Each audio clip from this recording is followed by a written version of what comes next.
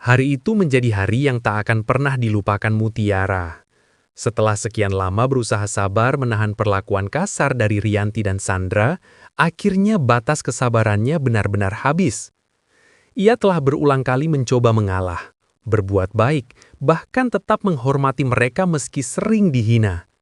Tapi rupanya, bagi Rianti dan Sandra, kebaikan Mutiara dianggap kelemahan. Siang itu, Mutiara mendapat tugas dari kafe tempatnya bekerja untuk mengantar pesanan makanan ke rumah Rianti. Ia sama sekali tidak tahu bahwa Sandra, wanita yang paling sering mempermalukannya, sedang berada di sana. Dengan langkah tenang, Mutiara tiba di rumah besar itu tanpa curiga sedikit pun bahwa hari itu akan mengubah segalanya.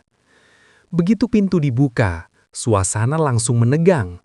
Rianti memandang Mutiara dengan tatapan dingin dan merendahkan, seolah kedatangan gadis itu adalah penghinaan. Di balik ruang tamu, Sandra sudah menunggu dengan senyum penuh kepalsuan. Ia berpura-pura terkejut melihat Mutiara datang, lalu dengan nada tajam menyindir. "Oh, jadi sekarang kamu ngantar makanan ke rumah orang yang keluarganya kamu rusak ya?" Mutiara hanya diam. Ia menunduk, berusaha menahan air mata dan tetap profesional. Tapi Sandra tidak berhenti di situ. Ia terus melontarkan kata-kata yang menusuk, menuduh Mutiara sengaja datang agar bisa dekat lagi dengan keluarga Kenzo. Rianti hanya berdiri di sana, tidak berusaha menghentikan Sandra sedikit pun. Seolah ia menikmati setiap hinaan yang keluar dari mulut temannya itu. Saat Mutiara hendak meletakkan pesanan di meja, Sandra pura-pura ingin membantu. Tapi justru dengan sengaja, ia menyenggol nampan di tangan Mutiara. Seketika, makanan tumpah, piring-piring pecah, dan tubuh Mutiara ikut terjatuh ke lantai. Suara pecahan piring menggema di seluruh ruangan. Disusul tawa sinis Sandra yang puas melihatnya terjatuh. Rianti tetap diam. Tidak ada rasa iba, tidak ada teguran. Hanya tatapan dingin seolah gadis di hadapannya tak punya harga diri. Mutiara menahan perih di tangannya, matanya berkaca-kaca. Ia menatap mereka berdua dengan campuran sakit hati dan keberanian yang baru tumbuh. Dalam hatinya, sesuatu berubah. Ia sadar, selama ini ia terlalu banyak diam, terlalu banyak mengalah, dan terlalu lama membiarkan dirinya diinjak. Perlahan, Mutiara bangkit. Tanpa berkata sepatah pun, ia menatap Rianti dan Sandra dengan tatapan tegas, lalu pergi meninggalkan rumah itu dengan kepala tegak, meski hatinya remuk. Namun, tak disangka, di balik semua kejadian itu, ada seorang pekerja rumah yang menyaksikan segalanya.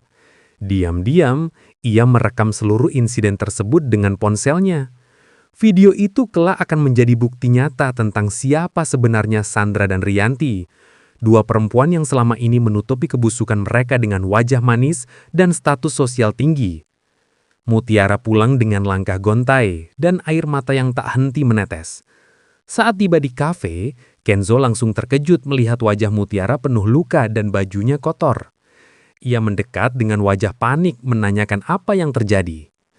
Awalnya Mutiara berusaha menutupi semuanya, takut memperburuk keadaan. Tapi air matanya tak bisa dibendung lagi. Ia akhirnya menceritakan semuanya dengan suara bergetar. Bagaimana Sandra mempermalukannya, bagaimana Rianti hanya diam, dan bagaimana ia dijatuhkan tanpa belas kasihan. Mendengar itu amarah Kenzo meledak. Wajahnya yang biasanya tenang berubah tegang. Ia mengepalkan tangan, matanya menyala dengan emosi yang sulit dikendalikan.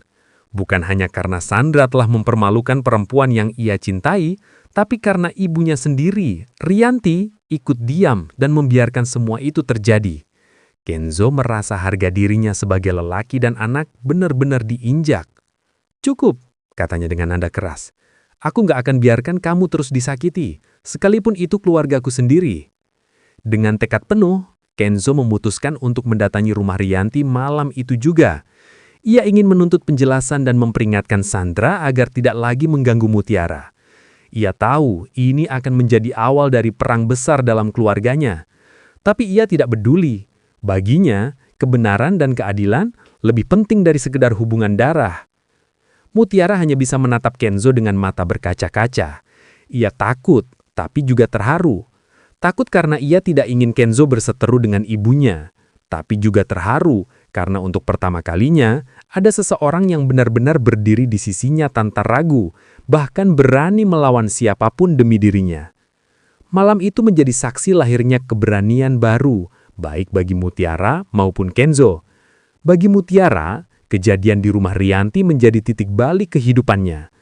Ia berjanji pada dirinya sendiri, tidak akan lagi menjadi korban. Ia akan berdiri tegak, membuktikan bahwa harga dirinya tak bisa dibeli dengan gengsi atau kekuasaan siapapun. Sementara bagi Kenzo, malam itu menjadi titik di mana ia harus memilih antara kebenaran dan keluarga. Ia tahu, pilihannya akan membuka luka besar, tapi juga akan menyingkap semua topeng yang selama ini menutupi wajah asli Rianti dan Sandra. Dan ketika video rekaman itu akhirnya tersebar, dunia seolah berbalik arah. Nama baik Rianti dan Sandra mulai tercoreng, sementara Mutiara perlahan mendapat pembelaan dari banyak orang. Tapi badai belum berakhir, karena di balik aib yang terbongkar, ada kebencian yang semakin membara. Inilah awal dari perang panjang antara cinta, harga diri, dan kebenaran.